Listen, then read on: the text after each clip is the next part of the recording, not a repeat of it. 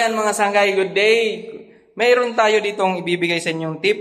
Dalawang pintura lamang mga sangkay ang ating gagamitin para sa ating magandang pintuan. O yan, ito pong pintuan natin ay gawa sa kahoy. Ayan, yung ginamit lang po natin mga sangkay ay itong Davies Timber Prime Wood Primer. Ayan mga sangkay. Pagkatapos po natin mga sangkay nito, pagkatapos natin maglagay ng body filler, lilihain natin yan mga sangkay. Tapos pag makinis na, nilagyan na po natin agad ng wood primer. Ayan mga sangkay. Lilihain natin yan mga sangkay. Tapos pag makinis na, saka naman natin a-applyan ng gusto nating kulay.